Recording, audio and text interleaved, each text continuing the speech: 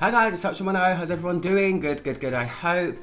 We're doing another spotlight video today and I'm a little bit tired, so do excuse my puffy-eyed appearance. Anyway, this is actually the second time I've done this video, admittedly. I decided to do it with a friend and we decided to do it a little bit too late into a night of merriment, so I just deleted the footage and I'm doing it again on my own. So today I'm talking about Sarah Baker perfumes. These are really cool. I have actually had the pleasure of meeting Sarah a couple of times now. She came to my work and said, hey, I've got these perfumes. And she left me some samples to do a video on.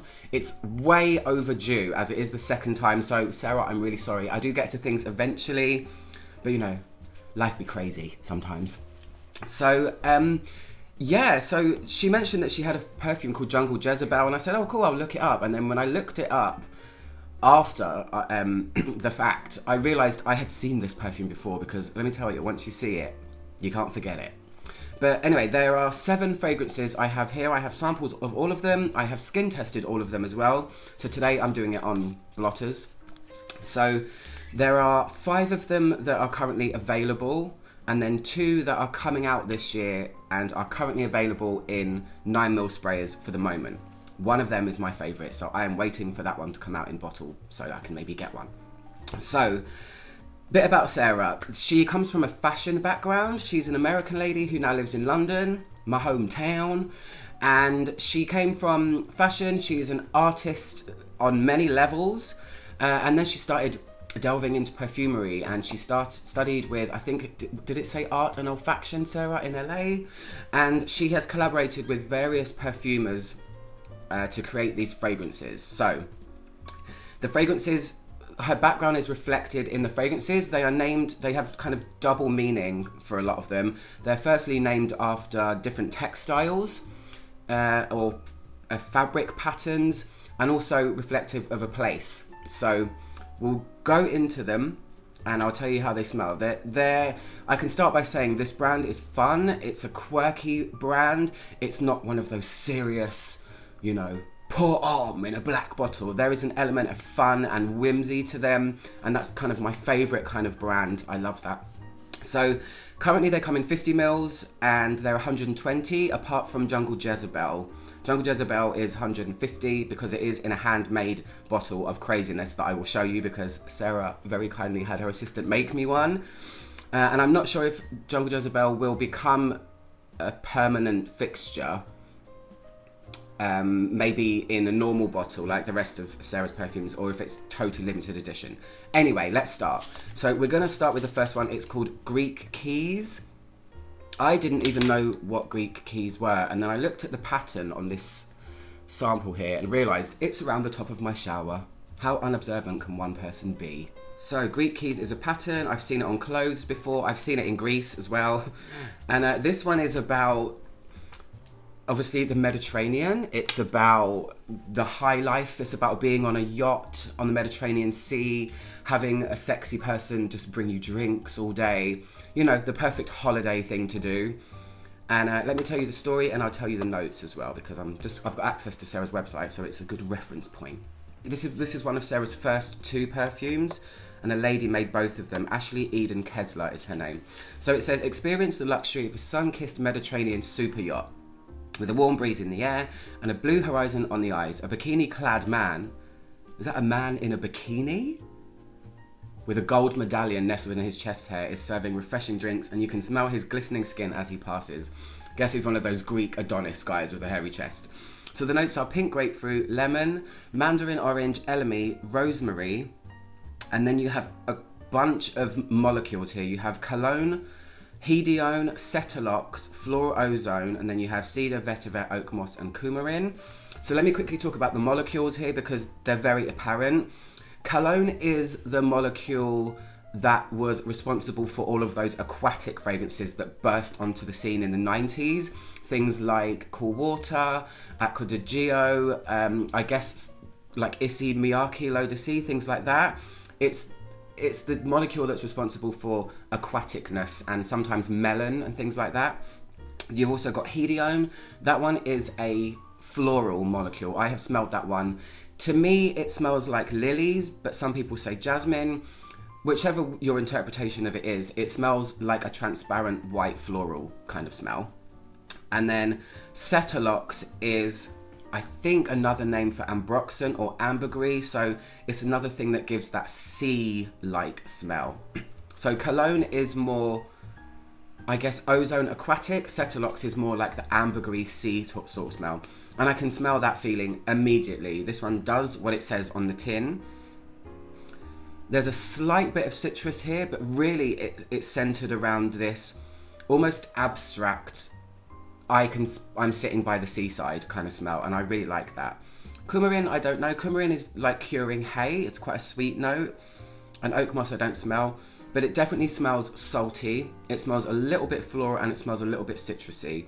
This one's more like a feeling to me than this note is here, that note is there, this is what jumps out, and I like that. It's really well blended, and I get the feeling. I get it. It lands perfectly. I could easily be in the Mediterranean right now, and I kind of wish I was. So the next one on the list is Leopard. This is the other fragrance that was released in 2016 with Greek keys. Same perfumer, Ashley Eden Kessler. And Leopard, you can see here, look. Leopard print. Oh, this one's cool. Okay, so it says, join us for an exciting chauffeur-driven night on the town. Tight pants, short skirts, spilled drinks, smudged lipstick, dance floors, and profanity. This fragrance is not for children. So the notes are frankincense, black pepper, cardamom, galbanum, cassis, which of course is blackcurrant, rose, violet, sandalwood, patchouli, vetiver, labdanum, cetelox again, which is that aquatic thing I just spoke about, castoreum, beeswax, cashmeran, and musk. And I think this one is really odd in a cool way. The main thing I can smell first of all is the cassis. It smells very kind of like leafy, blackcurranty, almost vegetal. And it's kind of a bit rough, a little bit kind of foresty almost. And I really like it. There's a little bit of green spice coming from black pepper as well. And it feels a bit obnoxious in the best way possible. It feels like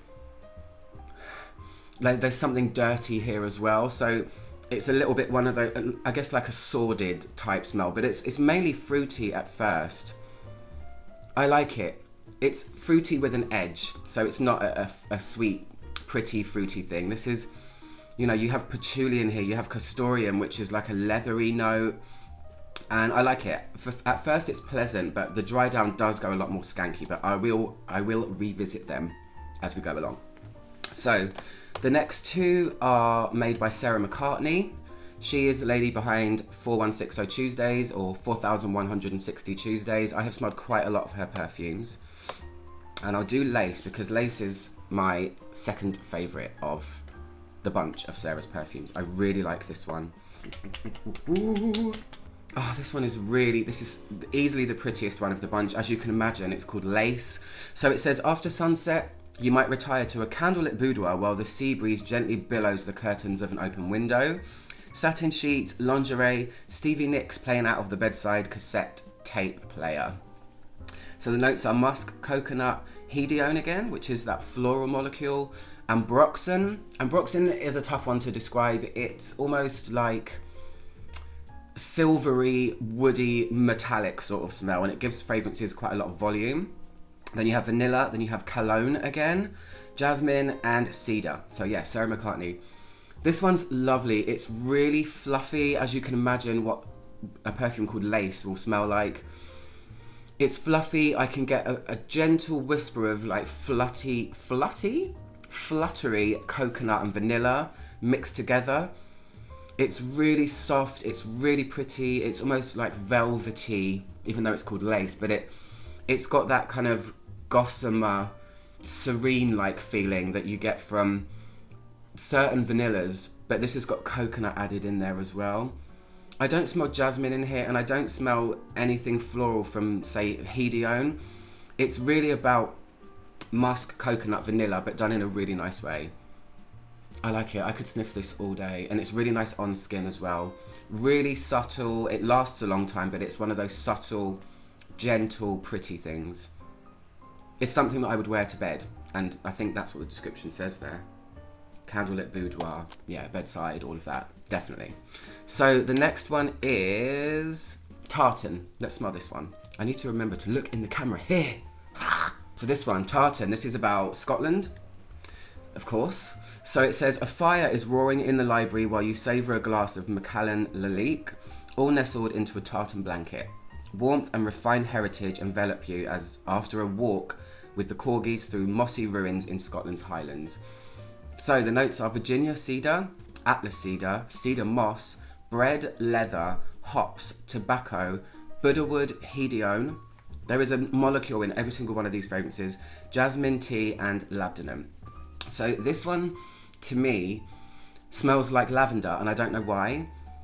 I don't know where that would come from, but to me, when I think of Scotland, I think of lavender anyway, so maybe it's like a preconceived thing, but it definitely feels herbaceous at first. There is a savoury element to this as well. It's kind of comforting in a way. It's not sweet though, it's more on a woody, savoury, herbal thing. I really like it, and I recognise Buddhawood from one of Sarah McCartney's perfumes. I think she's got one called Buddhawood Box, which is really unusual. So this is nice. It feels a little bit masculine, this one, and I'm not just saying that because it's got lavender, but I don't know. It's like it's leaning that way a little bit. It definitely could be worn by anyone because, of course, anything can. But I like this. It's like a cozy log cabin in a heather lavender type thing with a savouriness as well and a bit of greenery. I like. So I'm going to save Jungle Jezebel till last because that's the one I have the bottle of. So now we're going to talk about the two that are currently not released in bottle form, but you can get them in 9ml, and one of these is my absolute favourite. So this one's called Atlante, as in, I guess, the Atlantic Ocean. So it's another marine one. I can tell you that I tried this one on my skin, and this one stayed forever. So it doesn't say anything about the story just yet, but the notes are, this is also made by Sarah McCartney, yuzu, seaweed, orris, lily of the valley, wet rock, cedar, ambergris, seashells, and driftwood. So it's another oceanic sort of smell. And this one, I can really feel, when this is on skin, you can feel a lot of an ambergris type feeling, that salty, strange, aquatic thing. I can really feel cedar in here. I can really feel a lot of salt. This feels a little bit, the iris is really prominent, or the orris is here as well. There is that touch of makeup-y butteriness, but really it's centered around the oceanic thing. It's a weird mix to smell ambergris and orris together, and dry pencil shaving-y cedar wood as well. I don't get anything like yuzu, but yeah, this one, it feels quiet on paper, but when you wear it, believe me, it isn't. Ambergris is one of those notes that really sticks onto your skin, and this one, it was on me for a really long time, like I said. So this one's probably my least favourite, only because ambergris isn't a favoured note of mine. But if you like that sort of feeling, again, it lands. The theme lands. It feels Atlantic Ocean-y. You can get it. I think the orris is a weird note to put in here, but it's definitely cool. And then moving on to my favourite one is Sherrod. I messaged Sarah about this one saying, what on earth is in this? I love it. This is definitely the one that's up my alley, basically. So Sherrod is by Andreas Wilhelm. He is a Swiss perfumer. He actually owns a company called Perfumes Sucks, I believe. So he made this with Sarah, or for Sarah. So the notes are French tuberose, probably why I like it. Ylang ylang, probably why I like it. Styrax, benzo cyan, which I guess is Siamese benzoin. Patchouli, honey, sandalwood, amber, leather, vetiver, and moss. So this one is super cool. This one is dark. It's the darkest one of the bunch. It is like a scratchy, rugged, leathery smell that's got smoky nuances. The white florals in here are awesome. They're not giving anything buttery or heady. They're placed in there perfectly. The leather is the thing that is allowed to shine in this one. Oh, it's really good. This is like evening edgy. It's definitely the edgiest one as well, which is probably why I like it. I like my dark, crazy stuff. I guess you guys should know me by now. And yeah, I'm all about this. Patchouli is in here giving just a bit of greenery, but really it's a scratchy, smoky leather. I'd be really interested to know what was used to make the leather accord in this, because it doesn't feel like birch tar smoky. It feels like something else. It's a little bit like fire burning in the distance kind of smell. It's kind of like biker, like a biker smell. I don't know what Sherrod means. I guess I'll find out when the site updates, but for now, this one is the winner for me. So we're moving on to the star of the show. This is Jungle Jezebel. This is the most recent one to come out. This is made by Miguel Matos or Matos. He is a writer on Fragrantica. I see articles about him all the time. He's the guy with the beard. You can't miss him. And I think he has a perfume of his own as well. But thank you, Sarah, for giving me this. I'll show you it. So it comes like this. Sarah Baker Perfumes. It has that stuff on the back. You know, that double-sided sequin magicalness. But the main thing about this is, I mean, look at this bottle, guys. Once you see this bottle, you can't forget it. So this is based on a really famous drag queen called Divine. She was around in the 80s, maybe 70s. She's in Hairspray, crazy, larger-than-life character with eyebrows painted up here. And Jungle Jezebel is a song that she sings in, I think, a sketch or in a film, a crazy film that I've seen bits of. And the fragrance, this is the quirkiest of the bunch. I mean, look at this thing. It's got lashes on it, for heaven's sake, and a beauty spot. So yeah, this is a real oddball, it's a real weird, fun, quirky, not too serious take on perfume. I mean, of course Sarah takes her perfume seriously, but when you make something as fun as this, it's, you know, it's just a laugh. It's good. So this has got a really weird and fun composition, which I will tell you. It's orange, banana, grapes, peach, and bubblegum. Then you have, the heart is rose, tuberose, ylang ylang, amber, and sandalwood. And then the base is civet, vetiver, vanilla, and tonka bean. So I'm going to spray this one on my skin since, you know, we have the bottle here. I've tried this one a few times and it's fun to get your head around. So I smell 4 or 5 things. It punches you in the face, this one. So the main thing I smell here is banana. I also smell bubblegum. So it smells like banana flavoured bubblegum with real heady white florals. Tuberose has banana-like facets on its own sometimes anyway, so that's kind of ramping up the banana here. And then you have civet in the backdrop. So on one hand, it's this real fun, funky, almost juvenile, like it could be a kid's fragrance, but it's a bit too skanky for that side of it. And then the back side of it is didn't mean to make that joke, but you know, I'll go with it. The back side of it is this funky civet. So it's almost like juxtaposed things are all coming together here, and I like that. I like the play on fun and, oh my gosh, weird. So it's almost like plasticky bubblegum weirdness and a lot of fruitiness. It's not overly sweet though. There is a lot of sweetness in there, but it's not cloying sweet because it's got enough balance. This civet and things like that. It's really, really cool and unusual, and I've not smelled a fragrance like this, and that's why I applaud Sarah for. This is really daring, I would say. I think it's really unconventional. There's woodiness too. The woodiness in it is dry. The civet is not overly prominent at first. It is towards the end, but yeah, that's that one. I'm gonna revisit the others, and then here's a little close-up of this. She's sleeping right now. Anyway, so let's go over Greek Keys. Greek Keys is really strong, really salty. You can really feel the cologne more than anything here. So it does have that almost 90s aquatic feel. I like it. Salty, a little bit floral. I like. Then we did Leopard. This one hasn't changed too much from the beginning. I can still really feel cassis and greenery. On skin, I can tell you because I've tried it on skin, it feels a little bit more leathery and skank on skin. But here it's a lot more fruity, but that kind of remains. It's almost like a foresty berry smell. Lace is lovely. It's even softer now. But again, not changed too much. I can still feel all of those elements. Musk, coconut, vanilla. There's something just really comforting about this one. I really, really like it. Second fave of the bunch. Okay, and this one is Tartan. So I can still feel the lavenderiness. I can still feel the Scottish Highland feel.